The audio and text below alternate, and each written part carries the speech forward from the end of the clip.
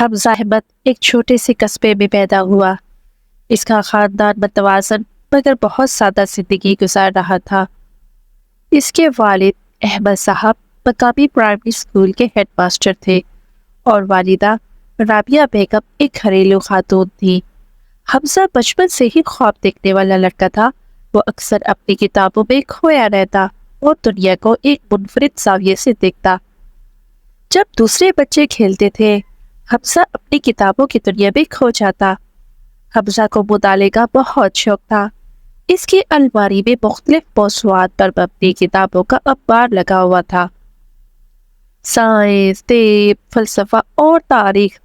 حمزہ کا سب سے بڑا خواب تھا کہ وہ ایک عظیم مصنف بنے اور دنیا کو اپنی تحریروں کے ذریعے متاثر کرے۔ کالج میں داخلہ ہونے کے بعد حمزہ کی ملاقات عائشہ خان سے ہوئی۔ عائشہ ایک ذہین اور ہنسمکھ لڑکی تھی جو نہ صرف حمزہ کے خیالات کی قدر کرتی تھی بلکہ خود بھی خواب دیکھنے والی شخصیت تھی۔ حمزہ اور عائشہ کی ملاقات ایک علمی سیمینار کے دوران ہوئی جہاں حمزہ نے اپنے خیالات کا اظہار کرتے ہوئے کہا، الفاظ صرف اظہار کے لیے نہیں ہوتے بلکہ یہ روح کو سکون دینے کا ذریعہ بھی ہوتے ہیں۔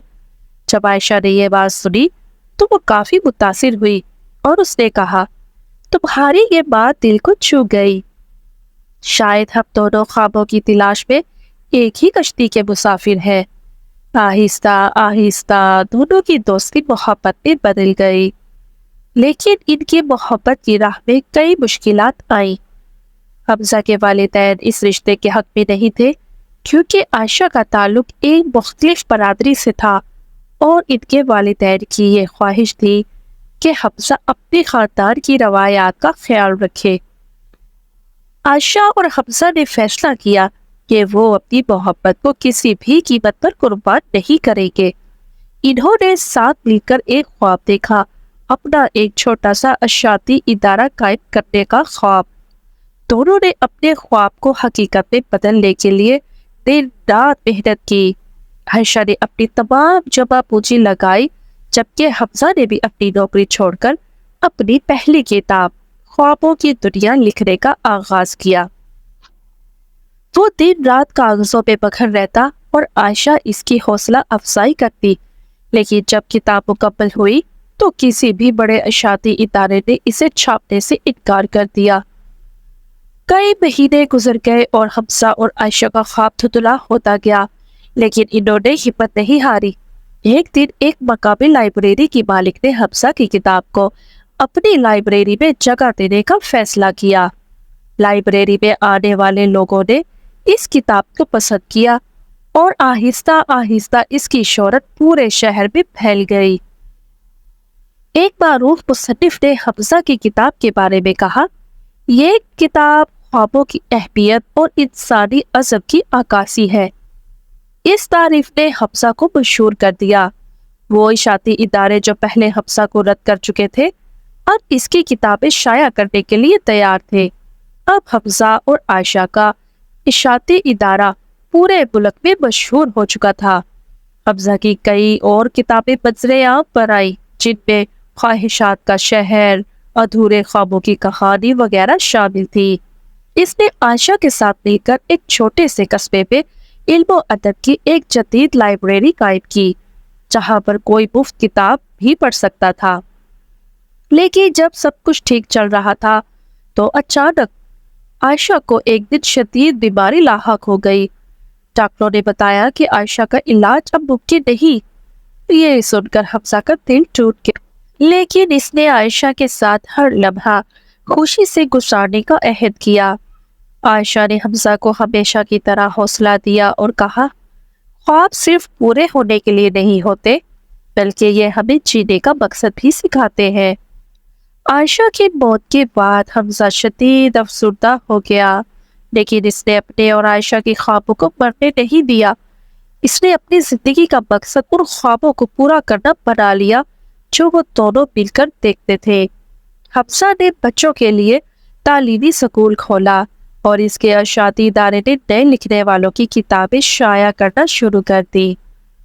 حمزہ کے آخری دنوں میں اس نے اپنی ایک خود نوشت عائشہ کے نام لکھی، جس میں اس نے عائشہ کی محبت، حوصلے اور خوابوں کی تلاش کو خراج تحسین پیش کیا۔ یہ کتاب نہ صرف ایک محبت کی کہانی تھی، بلکہ ایک ایسی کہانی بھی تھی جو ہمیں بتاتی ہے کہ اصل خواب کبھی نہیں مرتے، چاہے انسان کی زندگی کتنی بھی مشکل کیوں نہ ہو۔ حمزہ کی وفات کے بعد اس کے ادارے اور لائبریری کو اس کے شاگردوں نے سنبھالا اور اسے خوابوں کی لائبریری کا نام دے دیا۔ آج اس لائبریری میں ہر عمر کے افراد آتے ہیں، خواب دیکھتے ہیں، انہیں سیکھتے ہیں اور پورا کرتے ہیں۔ کہانی ابھی ختم نہیں ہوئی، بلکہ آج بھی حمزہ اور عائشہ کے خواب زندہ ہے۔ وہ ہر اس شخص سے زندہ ہے جو خواب دیکھنے کی ہمت رکھتا ہے، چاہے حالات کتنے ہی مشکل کیوں نہ ہو۔ یہ کہانی محبت، جدوجہد اور خوابوں کی تکمیل کی داستان ہے۔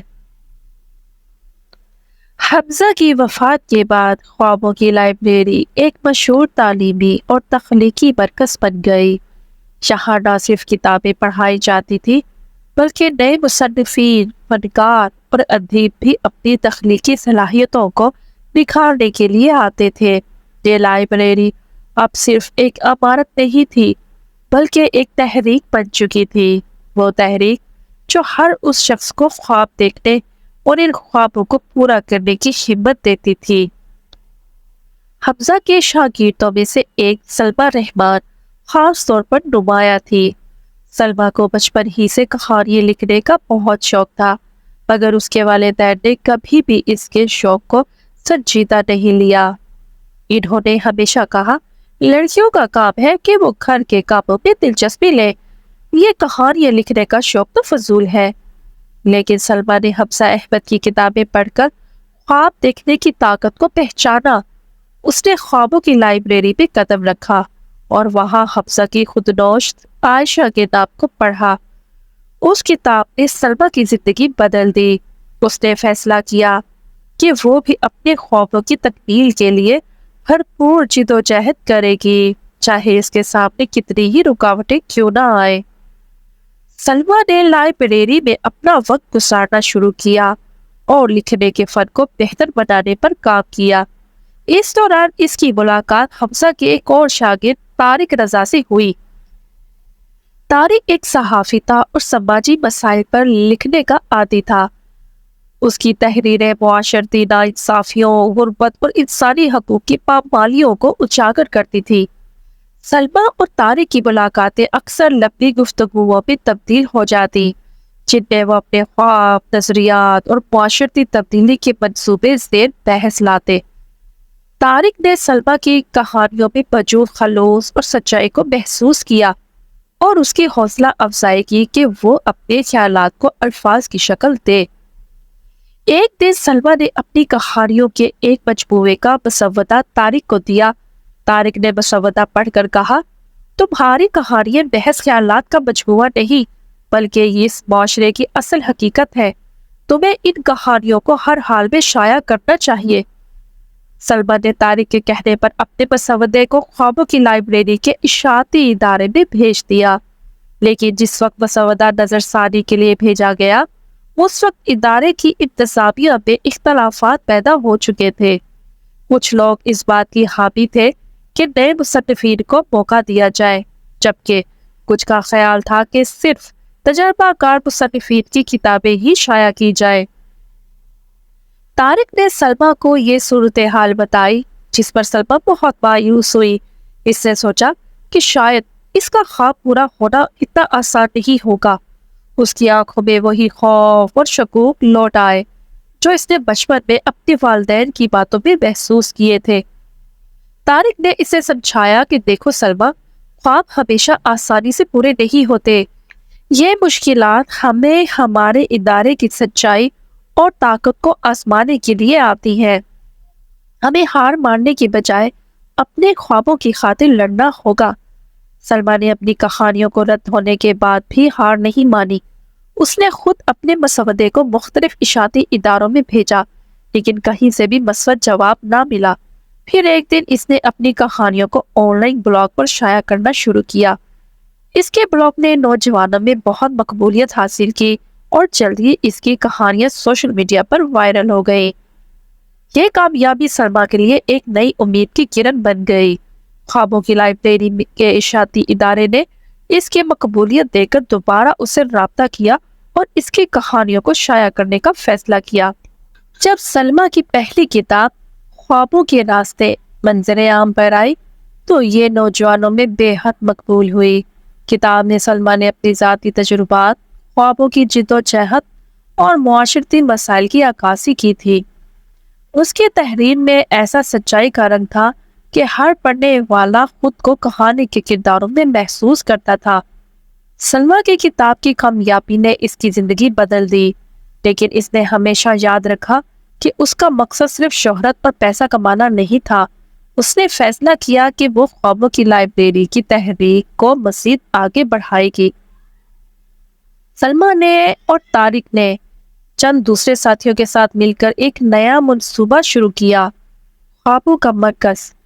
یہ مرکز ان نوجوانوں کے لیے بنایا گیا جو مختلف پس منظر سے تعلق رکھتے تھے، جن کے خواب بڑے تو تھے لیکن وسائل کم تھے۔ یہاں نوجوانوں کو اپنی تخلیقی صلاحیتوں کو نکھارنے، اپنے خوابوں کو حقیقت میں بدلنے اور معاشرتی رکاوٹوں کا سامنا کرنے کی تربیت دی جاتی۔ کئی سالوں بعد سلما کی تحریریں، طارق کی کہانیاں اور خوابوں کا مرکز ایک نئی نسل کی رہنمائی کے لیے کام کر رہے تھے۔ سلما نے اپنے شاگردوں کو یہی سبق دیا، اصل خواب وہ ہوتے ہیں جو ہم اپنی تکمیل کے بعد دوسروں کو بھی خواب دیکھنے کی طاقت دیں۔ اب خوابوں کا مرکز اور خوابوں کی لائبریری صرف مقامی ادارے نہیں تھے، بلکہ ایک تحریک تھی جو پورے ملک میں پھیل چکی تھی۔ ہر عمر، ہر طبقے اور ہر پس منظر کے افراد اس تحریک سے جڑ چکے تھے۔ سلما، طارق اور ان کے ساتھیوں نے یہ ثابت کر دیا کہ خواب وہ ہیں جو کبھی مرتے نہیں۔ ایک خواب سے ہزاروں خوابوں کا جنم دیا جا سکتا ہے، بشرط یہ کہ آپ کا ارادہ مضبوط ہو اور آپ اپنے خوابوں کی تکمیل کے لیے جدوجہد کرنے سے پیچھے نہ ہٹیں۔ یہ کہانی کے مزید دو پہلو تھے جن میں مختلف کرداروں کے ذریعے خوابوں، جدوجہد اور کامیابی کی تصویر کشی کی گئی تھی۔ اگر آپ کو کہانی میں مزید انٹرسٹ چاہیے تو اس کا سیکنڈ پارٹ بھی میں بہت جلد بناؤں گی۔ ویڈیو پسند آئی ہو تو ضرور لائک کیجیے، میرے چینل پہ نیو ہے تو سبسکرائب کیجیے اور بیل آئیکن کو ضرور پریس کیجیے۔